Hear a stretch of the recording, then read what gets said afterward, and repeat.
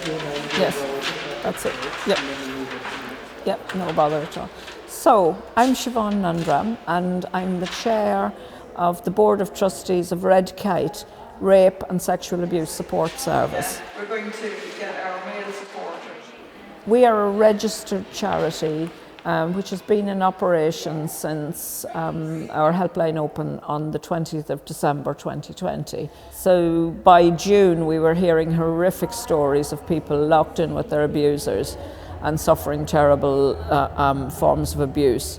And we felt in good conscience we couldn't sit on the money that we had collected and do nothing. So we set about replanning what we were intending to do, and we came up with the idea to do a completely virtual service. We sent out as much information as we could virtually, and we used local press and local magazines and everything to advertise our presence.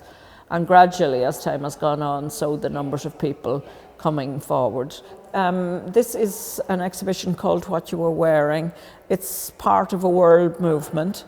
And it's there to educate and raise awareness about it doesn't really matter what you are wearing. If somebody chooses to rape or sexually assault you, the clothes you are wearing are in a way immaterial. But part of the sequelae of abuse that survivors have to face is this question that they keep getting asked, and what were you wearing? And people sort of writing off their distress by saying, well, what could they expect? You know, they were drunk, they were wearing too short of clothes, they were showing too much skin, you know, what they were wearing is inappropriate.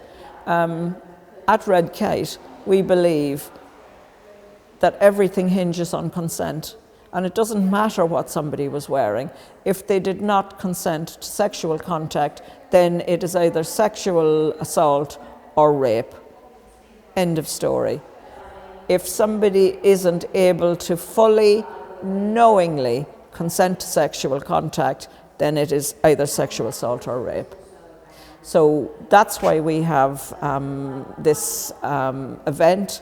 A week-long exhibition. We run it in conjunction with the School of Law and Criminology from the University of Hertfordshire. They've been amazing in terms of how they help us, the students, source the clothes and curate the exhibition. And Red Kite provides the sort of clinical input and oversight in terms of the materials used. So I was approached, and this project was discussed to me and whether I would be interested in joining. So of course, you know, as I mentioned, with my background in research, I was really keen. The students that have been working on the project, the criminology and law students, have been fantastic. They've created posters to raise awareness on different issues to do with rape and sexual assault. So we have one poster which looks at it from a mental health perspective. So, you know, the mental health costs of rape and sexual violence. Another student looks at it from more of a legal aspect, which looks at, you know, the issue of the actual legislation, the Sexual Offences Act 2003. So really, you know, our whole purpose, mine and the students, has been about not only raising awareness but educating and informing the public as well, which we think is just as important. And we really hope that, if anything, we can encourage reporting with our exhibition. Even if it reaches just one person, we would know that what we've done has been a success.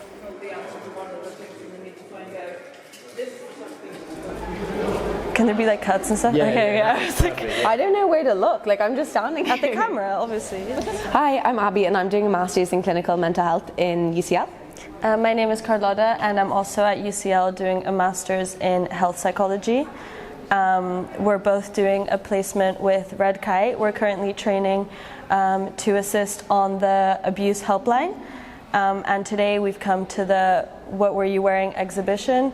So this exhibition has been very impactful, and obviously going around and seeing people's experiences has been quite sad, but I think that this is very important work to illustrate people's experiences and also tackle the stigma around sexual assault and consent. We're both honorary assistant psychologists with Red Kite, and we're really looking forward to working with such an impactful organisation.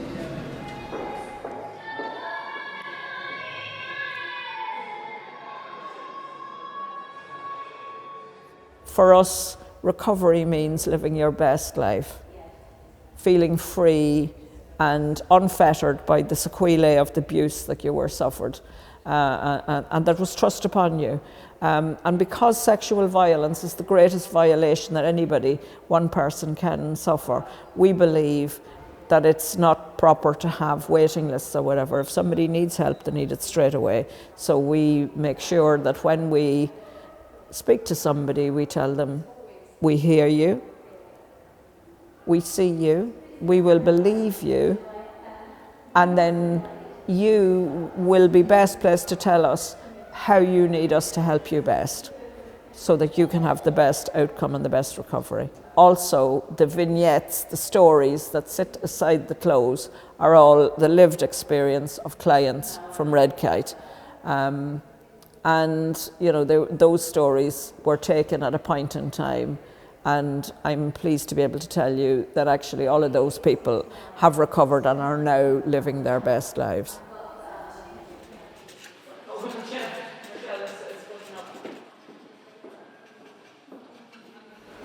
When I look back, the training did equip me. It gave me a lot of information.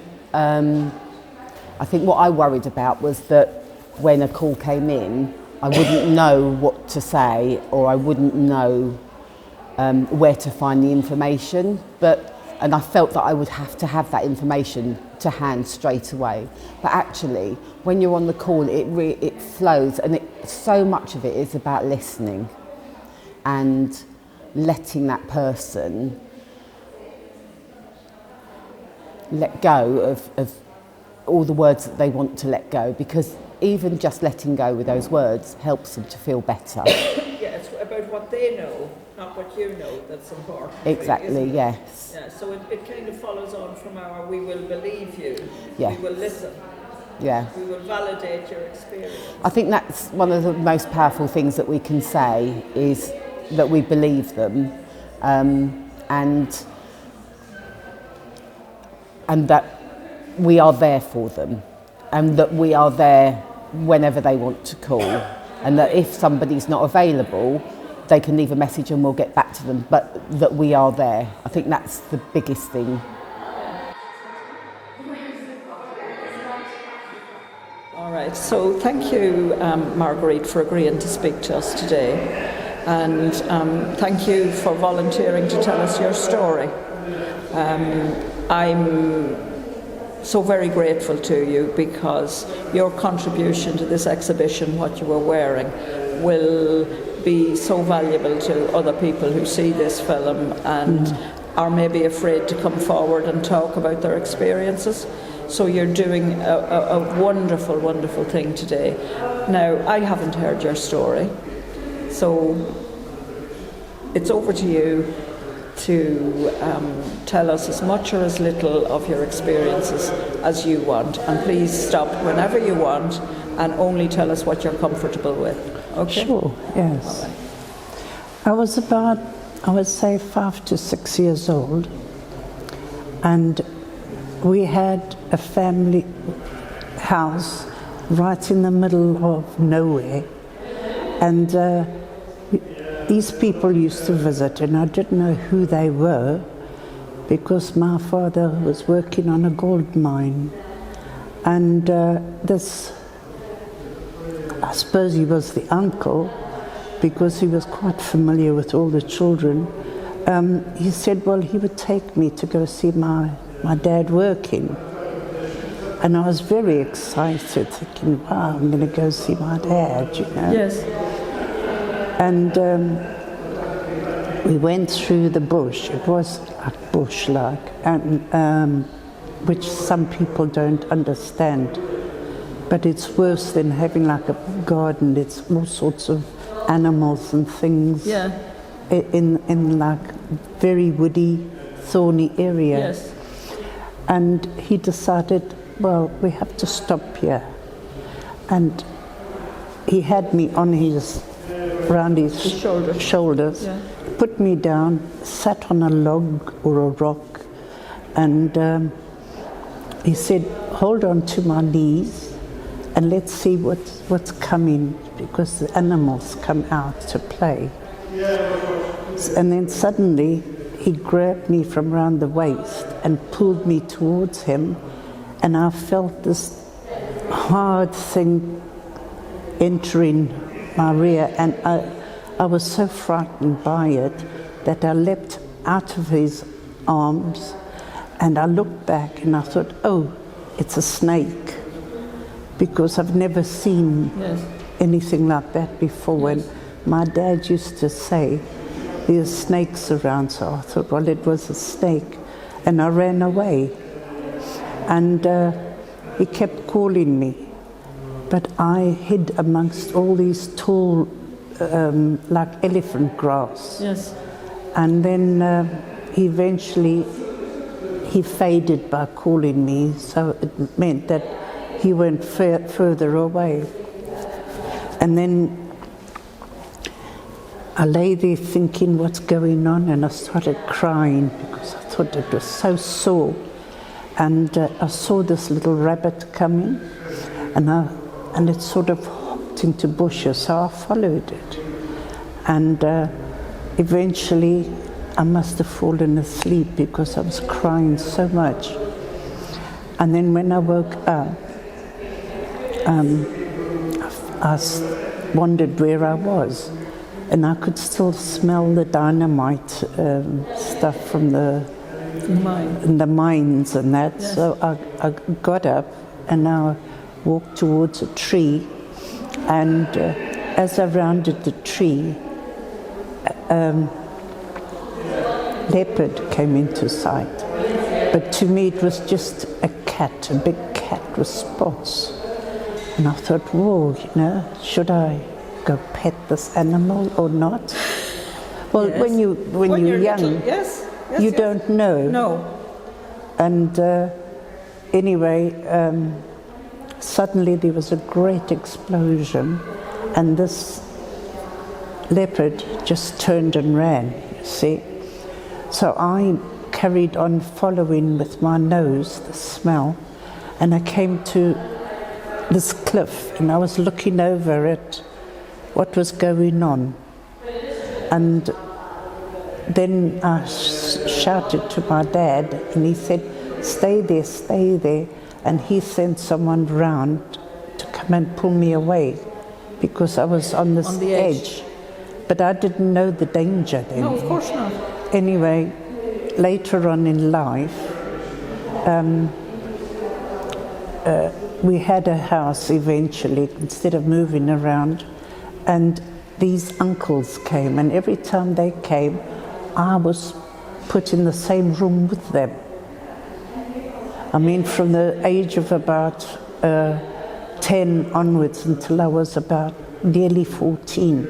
But I didn't know it was sex. I didn't know that's what no explanation what's going on from my parents. But my mother, one day, she was shouting at the uncle saying, you owe me money letting her in. Then I sort of thought, oh, something's going on.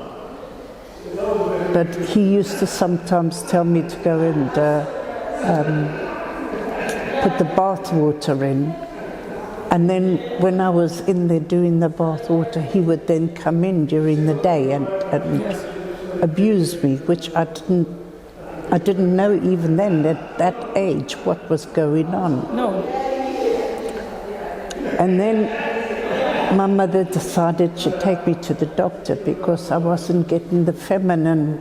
your menarche hadn't come. No, and she thought maybe I was pregnant. Yes. And then the doctor said, no, we don't know what's happening, but she has been interfered with. Yes. But he didn't say what rape was or anything. Yes. And then when I was about nearly 14, my three sisters sort of had to get married at 16, and I didn't know why. Okay. But you see, then I was put into a home. Right. For unmarried mothers. Okay. And were you pregnant? No. Interesting.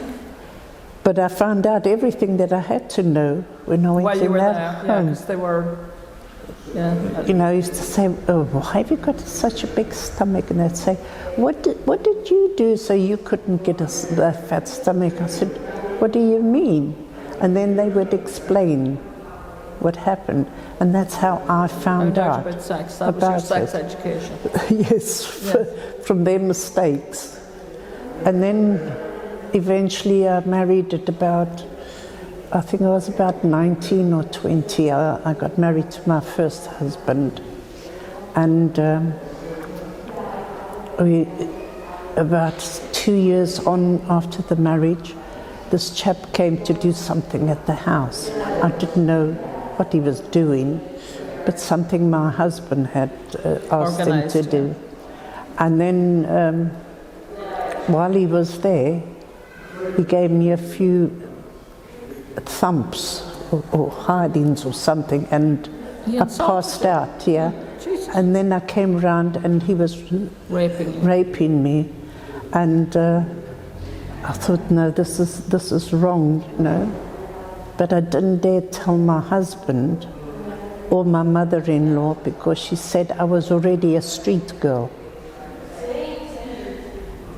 Because I was in this home, Yes, so they you had thought. been in the home, yeah. So they thought, well, I've been on the corners like others. Yes. But I couldn't understand, you know, all this. Yes. So I went through the marriage with knowing that my first child was not his. And anyway, the marriage broke off because he was the one that was looking at other women, and Okay, so he was unfaithful, serially. he was very. He would say what he would like to do to these women, and that, and explicit. yes, and he would sort of, you know, be awful about everything, and he wouldn't believe me if I said anything, because his mother was in control of him as well. So that's all I can say at the moment, because that has taken quite a lot of childhood away from me. Of course, you were robbed of your childhood. Yeah. Yes. I'm so humbled and so grateful that you've had the courage and you know, the desire to help others, to share your story with us. Yes. Can I just ask a couple of subsidiary questions? Yes, sure. So, how many children did you have in the end? I had 2 with my first husband, but the third one I had with my second husband. Okay. But my sisters have always went through, apparently, the same thing that I'd been through. Yeah. So do you believe that your parents knew and were profiting from... My mother maybe, but not my father.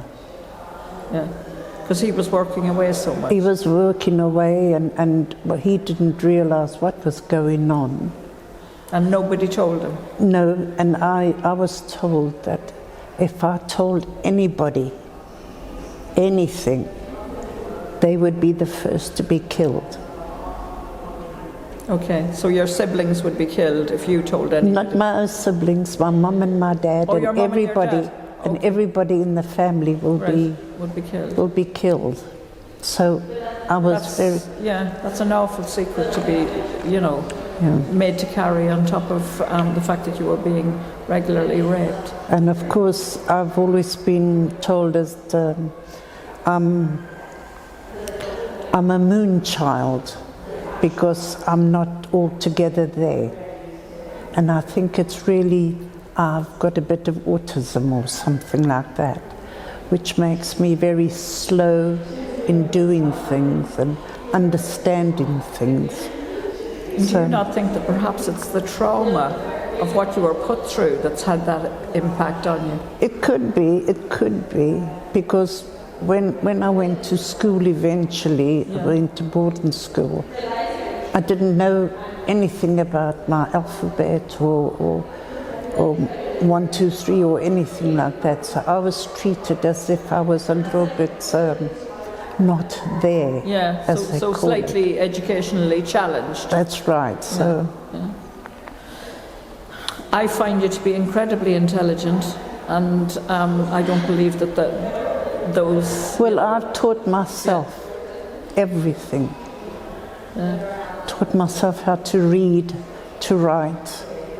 And when I started the high school, I passed my maths, my English, my art. Good girl. And I just keep saying to my grandchildren, just keep learning, no matter what goes on at home. Yes.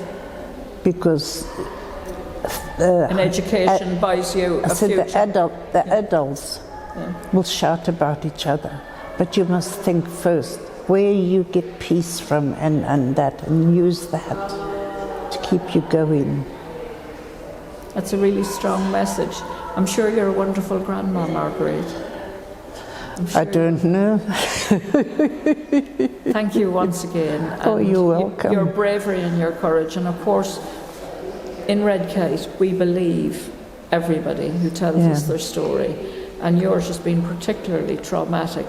So my gratitude, and I just want to honour you for being so brave and so strong. And thank you again. Yeah, well, it's difficult to get over it because it can go over and over in the mind.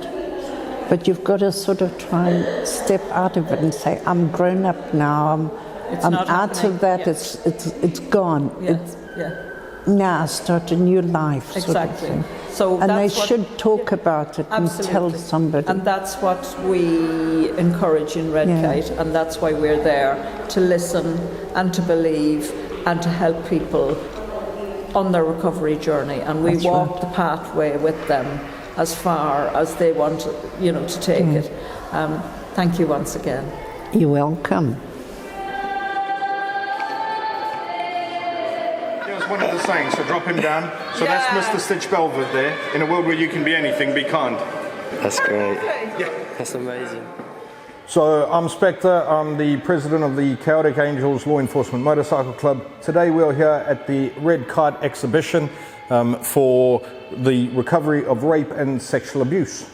The Chaotic Angel Law Enforcement Motorcycle Club is made up of serving and ex-serving police officers, fire officers, paramedics, basically emergency service, first responders, and ex-military and serving military. The reason we've aligned with the Red Kite is because we believe in stopping domestic abuse and also in re-educating people to break the stereotypes. We wear what we wear. A lot of people think and have built up in their own minds of preconceived judgment of who we are and what we are without actually getting to know us. And that is one of the lessons that we want to teach people, is that just because someone dresses the way they do, one, they're not thugs, they're not criminals, they're not asking for anything, they are dressing up for themselves, they're not dressing up for you, they're dressing up to represent who they are and what they are, and no prejudgment should be made on that. And that's why we're here with Red Kite today, just to break down that stereotype and also to encourage people to stand up and speak out against all forms of domestic violence, both male and female. Every offender of rape is actually a male, due to the fact that the law is written that rape cannot be done by a female. Rape has to be done with a penis. I know that the world is changing now, and there are some female entities that do have penises, so that would then fall into the realms of the law. But historically and up to present day, rape is done by a male form with a penis, and therefore all victims of rape are raped by a male with a penis. So it's encouraging and changing men to change the way they think about what ladies wear, and the mindset of, oh, they're asking for it, because no one asked for it, no one asked for rape, no one asked to be assaulted, no one asked to be prejudged. We have been victims of prejudgment. We do a lot in the community. We run a charity, and people look at us and they hold their kids and think that we are the big bad bikers when we're not. We're there to help people. So it's to break down the stereotypes that people have in their minds. Oh, he's brilliant. His mother has sent this all over the world to help children that have lost their parents, and it's also children that have recovered or are on the road to recovery from domestic violence or sexual abuse of their parent in the household and have had to flee across countries. And it's all about how being a biker is being a positive role model, not being that what you said or what you called it earlier. It's not that, because we won't say those names because we don't. No. But it's not our place to speak about other clubs, but we definitely do speak about us, and we are. The difference between us and anyone else is we wear Ali on our back. So on our back, we wear Ali. And that stands for law enforcement. So we have the skull, which is, there's no gender to a skull. It's not male nor female. We have the blue for the police, the red for the fire, the green for the military. We have the wings because we are the chaotic angels. So the services we are, when the world's in chaos, we're the angels that run in to fix it. The sickle stands for the different tools of our trade. We've got the dog tags, which is all about remembering the people that have given their lives in the ultimate sacrifice to protect the community. And that's where that comes from. Very good. So there's a lot of meaning, and a lot of people, we've had people go, well, if you're a charity, why do you have such an intimidating centerpiece? And we're like, does it intimidate you or does it catch your eye? Do you want to know what that is? Because we're not going to change who or what we are because you don't like it. It's about acceptance. It's about acceptance. It's about acceptance. Absolutely. Accept us for what we are, or keep scrolling. Well, that's true. But I mean, it's been an absolute pleasure to meet you. No problem. You need anything, you've got our number, give us a call. And if you need us for anything. Absolutely. Because you'll be surprised now. People you talk to right left and centre will be like, my experience. I'm Elizabeth Shane. I'm an author and a poet, and I write about my experience of child sexual abuse and sexual assault and how it's impacted me as I've grown into adulthood. And today I wanted to share my poetry in terms of what you were wearing exhibition. So I wrote one specifically for the exhibition, first of all from my experience, but also so I can just reach out to other people to know that actually what you were wearing has nothing to do with what happened to you. And that's one of the reasons why I really wanted to write that poem, so everybody knows that actually it's not about that, it's so much more ingrained than that. And so I wrote the poem and read it out to everybody so they could take something away from that and hopefully realise that respect, it doesn't just come from yourself, it comes from other people of how they treat you. And so that's why I'm here. I wanted to share that with everybody. Where do you go when you walk down the street? Dressed like that, who knows who you'll meet? Butterfly wings deserve to be broken. It's all your fault, the parent has spoken. Amplified voices buzzing like bees. Go ahead, walk out, do as you please. Asking for trouble, pay no heed. Too late. Shameful voices have planted the seed. Just a bus ride, a casual walk, avoid dark roads and strangers that talk. Sit by the driver, eyes cast down, quick glances at shadows when heads turn around. Worried hands smooth the crisp white shirt, button up tightly, avoid getting hurt. Why tempt the devil with an eyeful of skin? A provocative suggestion, what lies within. And so she travels in perpetual fear, sacrificial lamb on offer. There are rules to adhere. On the train, the tube, or walking to work.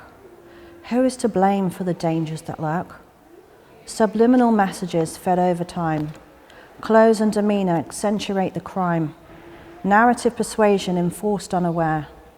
Victims shouldn't be defined by the clothes that they wear. Time for action, time for change.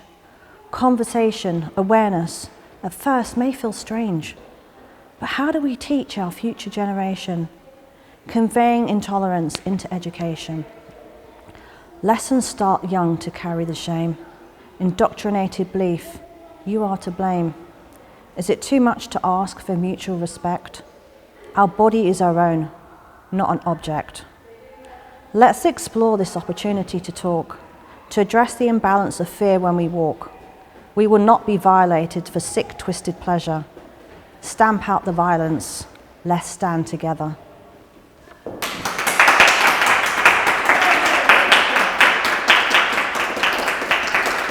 So the exhibition, What You Were Wearing, although in its outlook is simplistic, it's actually extremely powerful because you look at all the clothes and they're so symbolic as to what happened to people, and it simplifies that in just the outfits, and the outfits speak so loudly.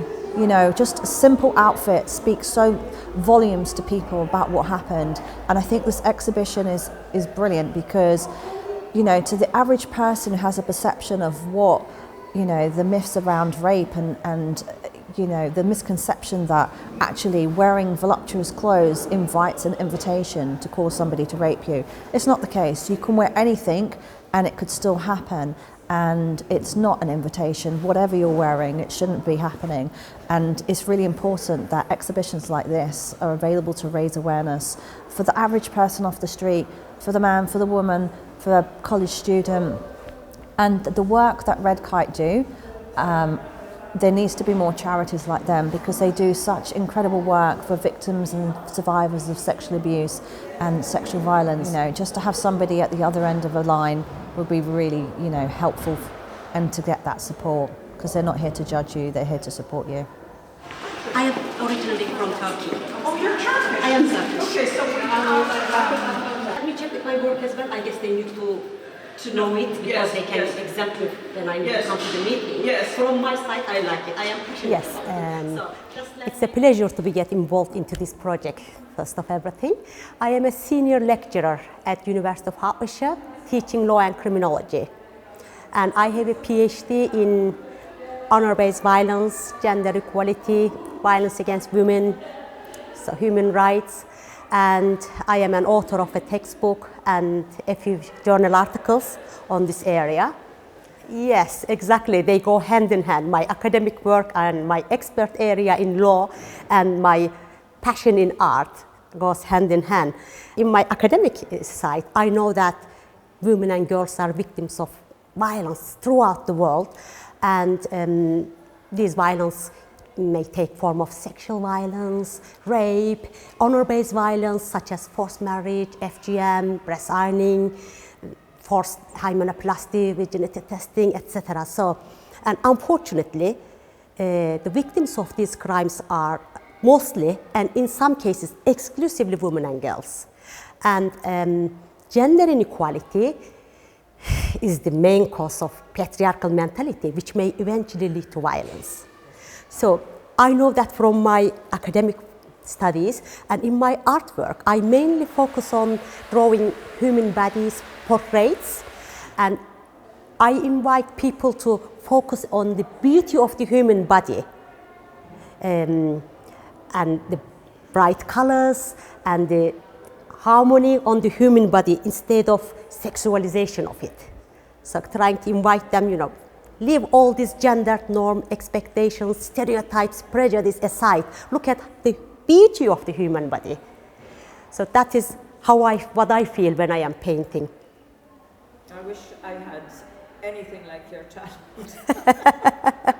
I mean, your pictures are just so moving, and they add so much more to the sort of the clothing, the exhibition of the clothing. It's just so profound, some of the pictures. We are very, very honoured that you've agreed to share them with us. I think it adds so much, so much more to the whole exhibition as a whole. Indeed, I would like to volunteer, to start as a volunteer to see how much I can get involved, what can I do for you. So that definitely is something that I would like to get involved, and I'm very excited about it as well. Thank you. So, I think perhaps the most important message I need to communicate with everybody today is our helpline number. This is the entry into Red Kite services, and the helpline number is 01279 790 450, and we guarantee to respond within 24 hours of receiving if you leave a message. We also have an inquiries at line, inquiries at Red Kite Support. .org.uk if you want to email us, and that inquiries is checked on a daily basis. So we don't believe in waiting lists, so if you call us we will speak to you straight away and you will start on your recovery journey.